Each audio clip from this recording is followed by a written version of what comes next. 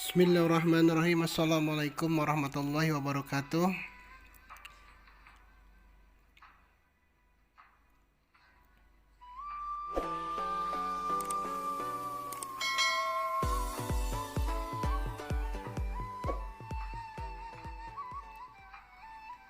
Hamdan wa syukran lillah la haula wala quwata illa billah. Sahabat sejati yang Allah muliakan, pada kesempatan kali ini saya ingin sekali berbagi sedikit cerita mengenai latar belakang quote yang tertulis, yakni salah satu ciri orang mukmin itu ia mudah mencintai Allah.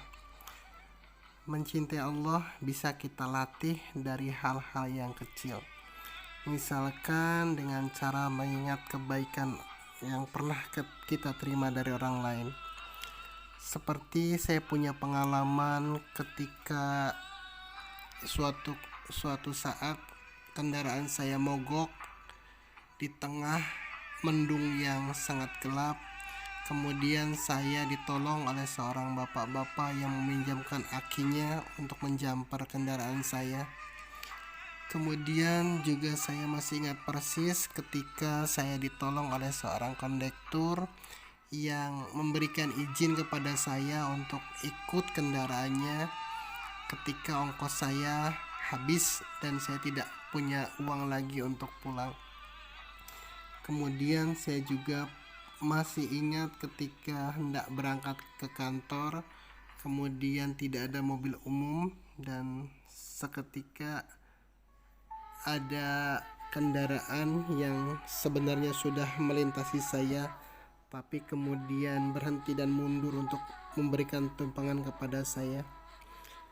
Pun ketika saya diberikan nasihat yang baik, kemudian ketika saya diberi pinjaman oleh teman, ketika saya diberi tumpangan untuk menginap oleh teman, hal-hal yang baik itu tentu sangat membekas di hati kita dan pasti kita sangat berterima kasih, bersyukur atas semua pertolongan orang-orang kepada kita.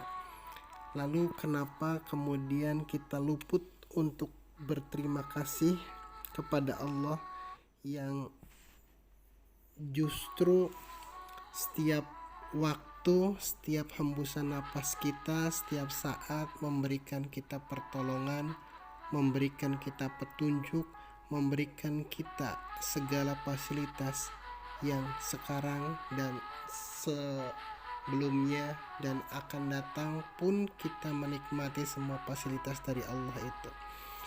Kalau kita kemudian sedemikian berterima kasih kepada orang-orang yang telah memberikan pertolongan kepada kita, semestinya kita lebih mampu lagi untuk bersyukur kepada Allah yang jauh lebih banyak telah memberikan segalanya kepada kita.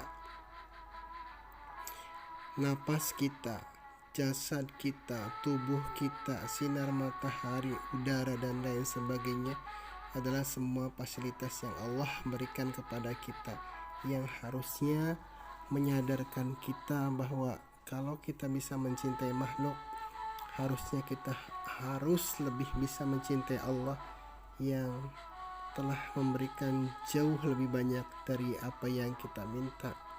Kesadaran-kesadaran inilah, latihan-latihan kecil inilah yang kemudian insya Allah akan memupuk cinta kita kepada Allah untuk kemudian kita bisa mengabdi kepadanya dengan baik, dengan benar dan tanpa banyak pertanyaan, tapi kita bisa mengabdi pada Allah sebagai bentuk rasa syukur kita, sebagai bentuk kecintaan kita kepada Allah Subhanahu wa taala. Tidak ada yang lain, karena pengabdian tertinggi dari seorang hamba kepada Khaliknya adalah dengan cinta.